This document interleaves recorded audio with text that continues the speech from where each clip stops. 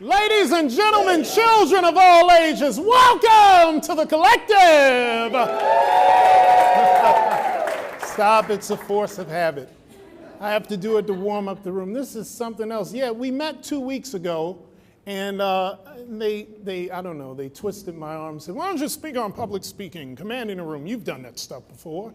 But I didn't know I was going to be on the same bill as your mayor. I just moved here, and I'm like, why am I on the same bill as the mayor? He's the mayor, he's the man. I mean, I'm just a little resident. I moved to Central Florida, and I'm loving it already. My wife finally twisted my arm and convinced me to come down here. So we're really enjoying ourselves, and I thank you for welcoming me. I'm very honored to be here at this fantastic event and organization. I just love all the things I've been hearing. And it really dawned on me, this is like my own slideshow? Okay, I'm not good with that stuff, but you can click away. Thank you.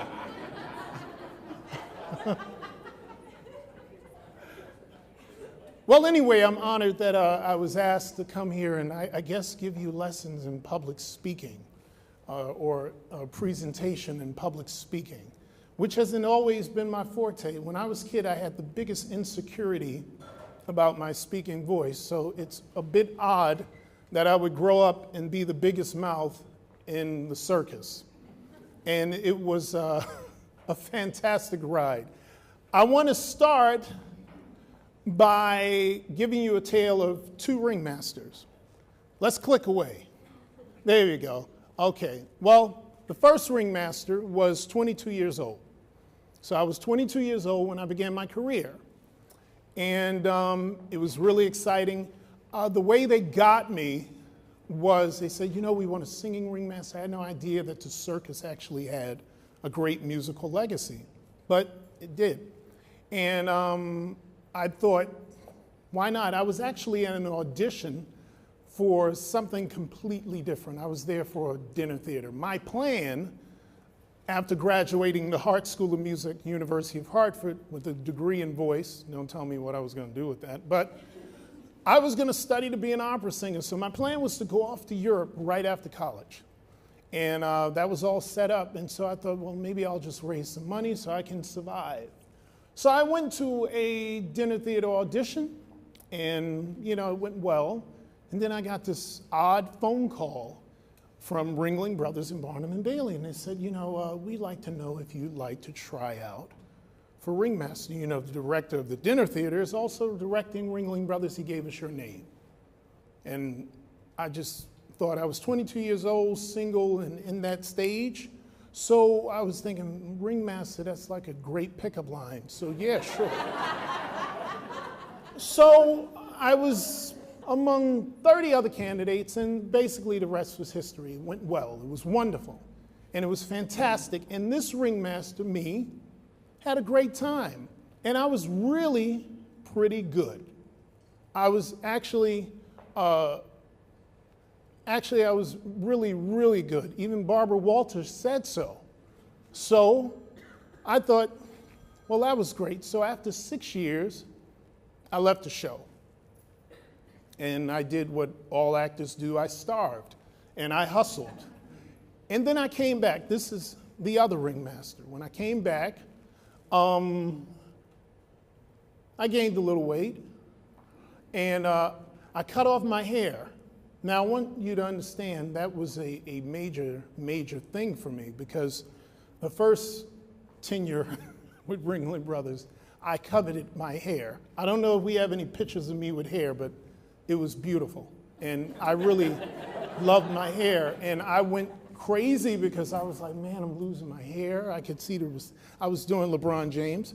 And I was like, you know, I would pray about it and I'd take all these pills. It was terrible. But anyway, one time I just let it go, just let it go. And so in my second tenure with The Greatest Show on Earth, I came with company. I came with a wife and 2 children. And this is where our lesson comes alive. I realized there was a major difference between the two. And this is what's going to pertain to you in your pursuit of public speaking, which all of you will have to do since you're in the business of begging for money. I realized that my first tenure was really all about me. It was about me giving a great performance. And I gave an adequate performance. But the funny thing was, the younger me got sick more. He whined a lot. He was really self-absorbed. Version number 2, although he was older, he had something to take care of. He had a family. And suddenly, he had purpose when he went out to perform. And he got sick less, he whined less, and he was more liberated. So what am I telling you? A lot of what you hear about public speaking is people are just so afraid, I'm dying, I can't do it, my throat gets dry, the hands, anxiety, the whole bit. What I want you to consider is it's not fear, it just might be your ego. Because most of us, what do we want to do? We want to give a good impression. And who can blame you? You're begging for money. So you want to give a good impression. But what I want to insist that you understand, it's not always fear. And here's how I got there. Once I started becoming a fan of the work, meaning my colleagues, the animals, the environment in which I worked, everything else took care of itself. I even sang better, I announced better, everything was free, and it meant something because I was becoming obsessed with the subject and not me. It wasn't about how nervous I was going to be if I can present something. I really didn't have to do much. I will grant you that. I didn't have to do much. Look how I was dressed. I didn't have to do much. And when your coworkers are 4-ton elephants, you don't have to do much. Nobody's coming to see you. So you get a lot of practice of leaving yourself behind. So the lesson I gained from that is be a fan of your message. Be a fan of your work. And one of the things I did differently when I came back to the show is I actually spent time with the acts, real time with the acts, not just hanging out. I actually got to know their origins, why they would do the stuff they did. I would hang out with them. I would actually work out with them, which I would never recommend to anybody. The most horrible thing I ever did was work out with a circus performer, and everything hurt. And I got to know these people in such a wonderful high level. I even started writing for the Huffington Post. I would do profiles on them.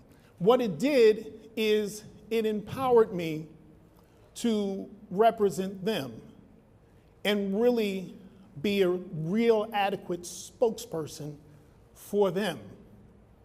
So it allowed me to leave myself behind and becoming a fan of them, the message, the circus itself, actually illuminated my performance. So it wasn't about me, it was about the message. It was becoming a fan with the message. And this is probably the most important thing you're going to get out of this, because there are no seminars, webinars, or lectures that can make you a better public speaker. The fact is, you just have to get up and do it. You have to just get up and do it over and over again and embrace failure.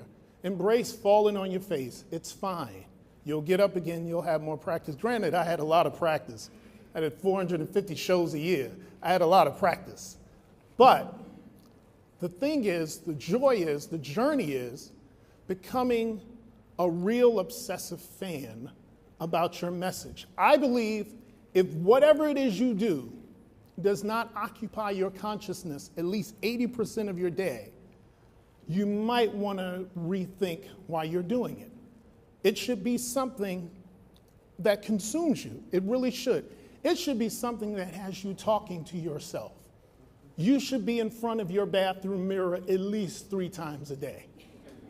And not really doing it on purpose. It should be something that it's like a compulsion. One of the great things about the circus is everybody who was there was really in their place. From the ringmaster to the guy who swept the poop off the floor. And everything worked in sync. because everybody was in a place, everybody was obsessed about their message. So understand, obsession is a good thing. I'm also a New Yorker. So when I tell you talking to yourself is okay, it really is okay. I want you to lose the fear of looking crazy. Be crazy, it's fine. I'm from New York where they allow you to do that, and that's a great advantage. Nobody bothers you. But your message is the core to this whole thing. It is the main reason for you to stand up here and let the world know what you're about. You're proselytizing. You're sharing a message. You know, it says, the scripture said, you know, be prepared to give a reason for why you believe. And you should be prepared, and nobody can do that for you. I can lecture till the cows come home, because 15 minutes is not enough, Andre. I'm just letting you know, it's just not enough. But the reality is, this is something that has to be rooted in your core. Now, I suspect everybody who has chosen their particular mission felt pulled towards it. There's something wonderful about it. And I have a great respect for non-for-profit organizations because, look, I'm a product of one. The Boys Choir of Harlem was a grand organization in New York City. It was a great boy choir that really opened up the world to me. It's really why I'm standing here now. I grew up in the backdrop of the crack cocaine era in New York City when AIDS was at its height. And in the middle of that in Harlem was this beautiful song of hope, where you had all of these young kids from all these different neighborhoods singing everything from Bach to Mozart to Duke Ellington to hip hop. And that was because of non-for-profits. And that was because somebody opened up the way for someone else. So you all are doing noble work. And so with that in mind, be obsessed. Be like my kid. My son he's a nerd, and I love it. And I really do. I encourage him to be a nerd. He said, Daddy, you say that like it's an insult. I said, it's not an insult. I said, it's great. He gets up, he can tinker. He's been doing it since he was 2. He gets up the first thing in the morning, he's building something. He's creating something. He's been like this since he was 2. And if you ever read the background of highly successful people, the stories are almost always identical. They can't tell you why they did it. They can't tell you why they were drawn to it. They just were. And they obsessed over it. This is going to be the bedrock of your entire public speaking career. How obsessed are you about your message? How important is it to you that it gets out as far as it can? You're going to be in front of people with hopefully deep pockets. And there's nothing wrong with acknowledging that. Believe me, I come from New York City where the greatest public speakers are panhandlers. Greatest public speakers you'll ever meet. These people know their market. They have a story. They know it well. I've known some of these people. They've been doing it for years, too. I've seen them. They don't ask me for them because I know them. I see them. So they don't come up to me, but they know their market. They get you a tourist season, but they're impassioned, for better or for worse.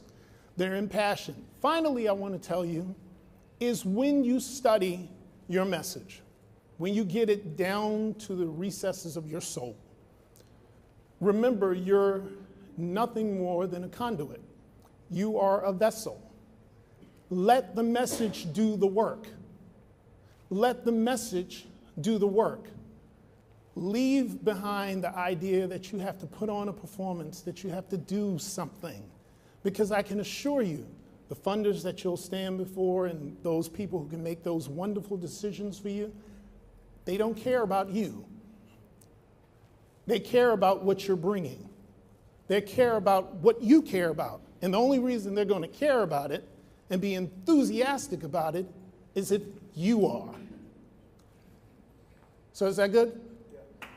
Yeah? That's all right? You like that? You see what I'm saying? I can only lead by example, kids. That just came off the top of my head. You see what I mean? You got to be obsessed with your message. Thank you all for welcoming me. Thank you for having the patience with me. Thank you very much. Thank you so much. All right.